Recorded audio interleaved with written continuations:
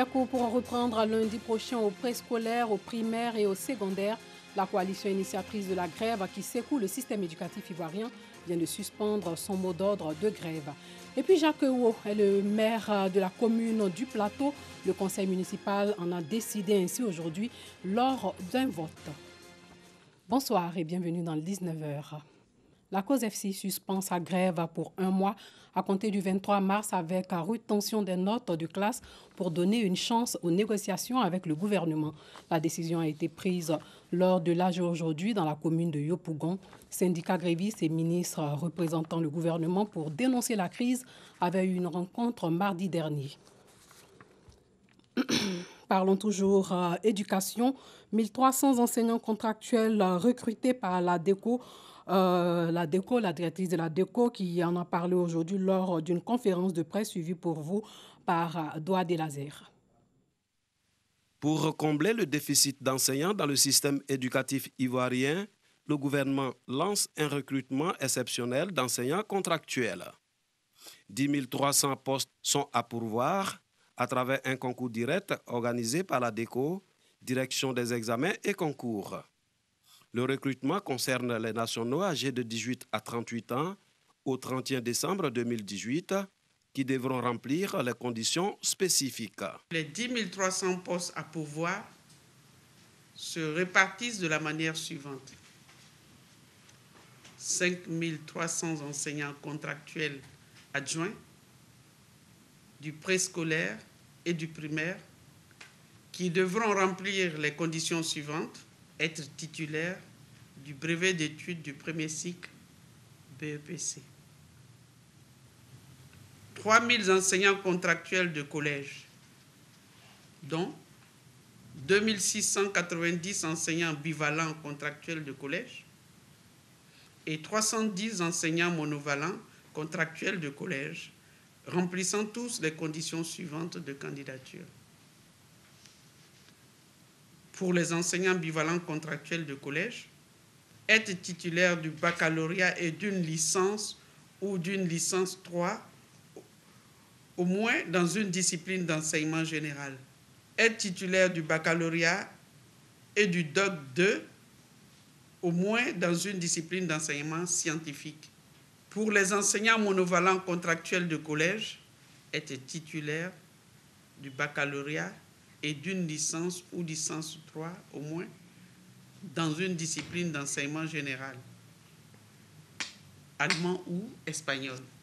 2000 enseignants contractuels de lycée avec comme condition de candidature être âgés de 18 ans au moins et de 43 ans au plus au 31 décembre 2018,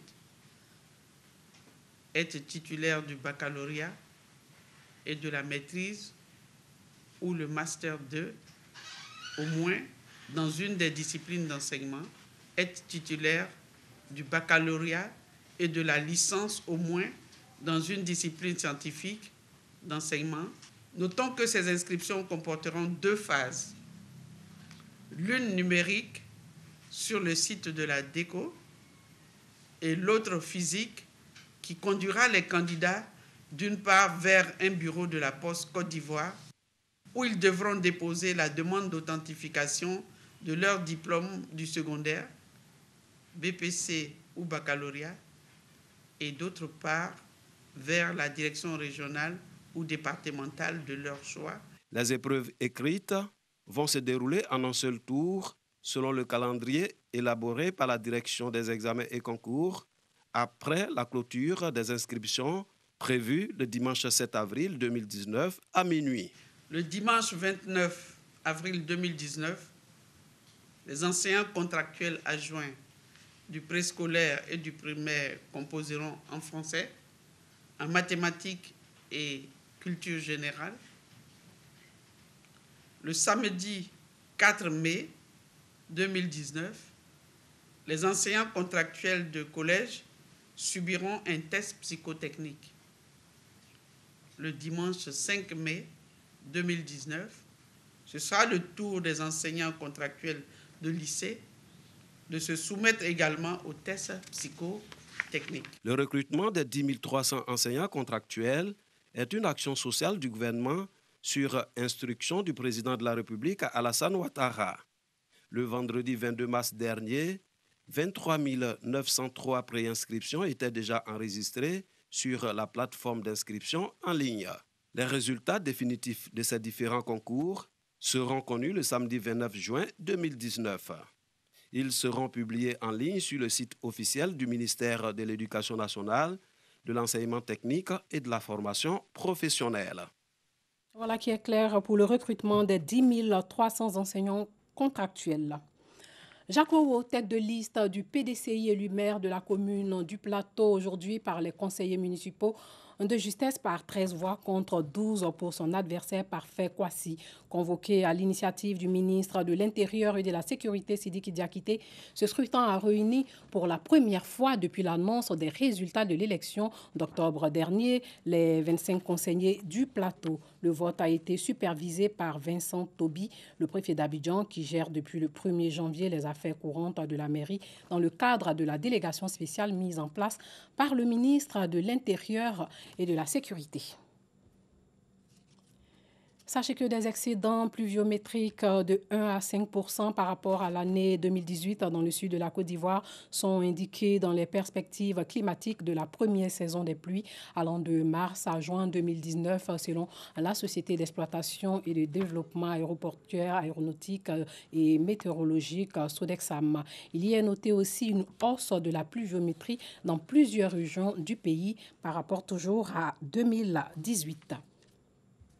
Parlons santé. 200 poches de sang ont été recueillies aujourd'hui dans la commune de Williamsville pour sauver des vies. Le reportage de Guillaume Zéry.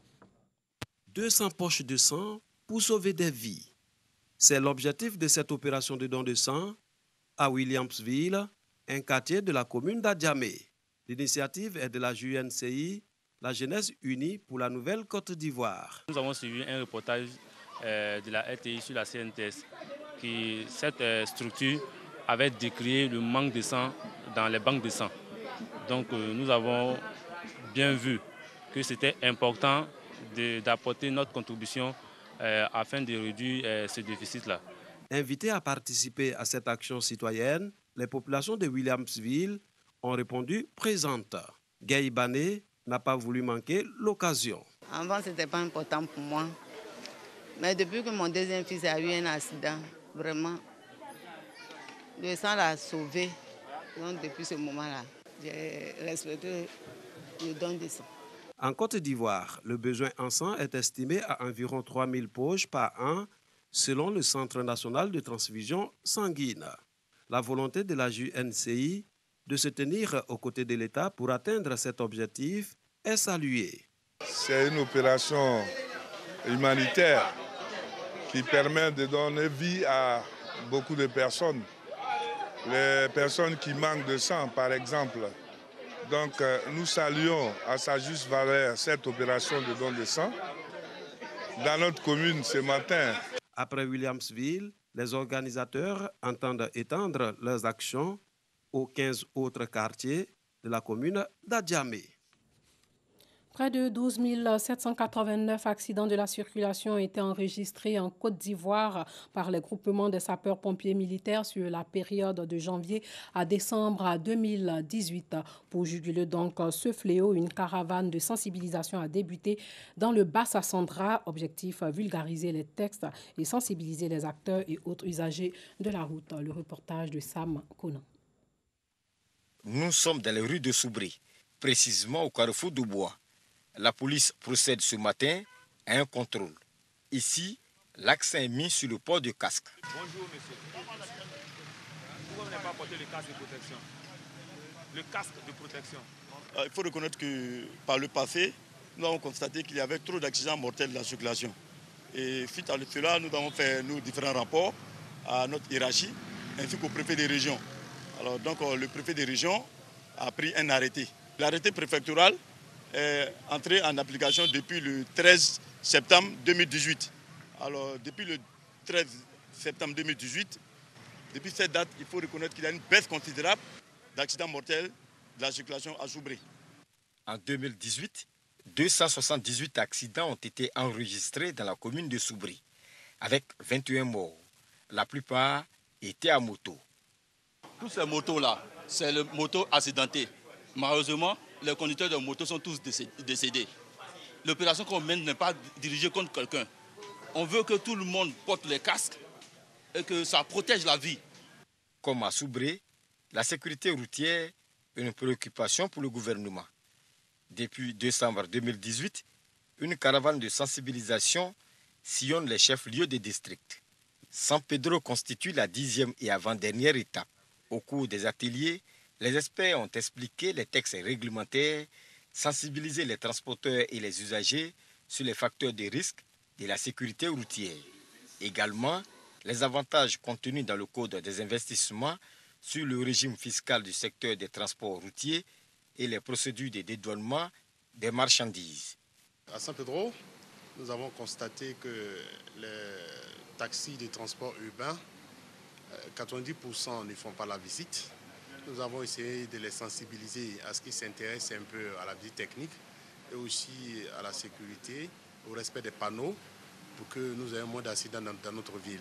Nous nous réjouissons du fait qu'à côté des décisions prises pour organiser, réformer et remettre le transport sur les rails, le gouvernement ait décidé de mettre à côté des mesures d'accompagnement fortes permettant aux acteurs donc de comprendre et d'être à l'aise dans ces nouvelles dispositions qui arrivent, qui va bien entendu nous envoyer vers ce que nous avons toujours souhaité, la professionnalisation du secteur routier en Côte d'Ivoire.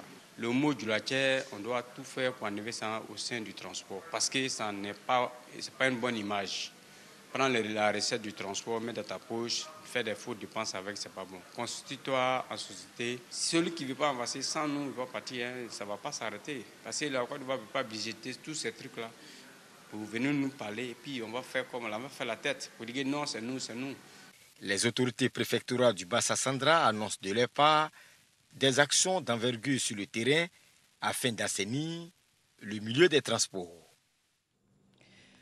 Un feu de brousse a dévasté hier les locaux du district sanitaire de Béoumi, c'est dans le centre du pays. Selon les responsables de cette structure sanitaire, le feu serait parti d'un bureau et serait dû à un court-circuit. Les soldats du feu ont pu circonscrire le feu qui a fait de nombreux dégâts matériels. Et puis la Côte d'Ivoire vient de battre le Rwanda 3-0. La sélection nationale senior des éléphants de Côte d'Ivoire recevait aujourd'hui donc à 17h au stade Félix Houphouët-Boigny d'Abidjan au Plateau son homologue du Rwanda pour l'apothéose dans la poule H des éliminatoires de la Coupe d'Afrique des Nations 2019 en Égypte. Au terme de la précédente journée, dans ce groupe, la Côte d'Ivoire à 8 points plus 4 est logée au deuxième rang quand le Rwanda est la lanterne rouge avec 2 points en moins 2. Les éléphants déjà qualifiés disputeront un match d'honneur devant son public, l'objectif étant de terminer en beauté la compétition. Et puis pour finir, en Syrie, les forces arabo-kurdes soutenues par les États-Unis annoncent la fin du califat autoproclamé il y a près de 5 ans par le groupe État islamique après avoir conquis le dernier territoire tenu par cette organisation en Syrie. La perte dans son intégralité de Baghouz, un village de l'est de la Syrie proche de la frontière irakienne, signe la fin territoriale de l'État islamique en Syrie après sa défaite en Irak, voisin en 2017.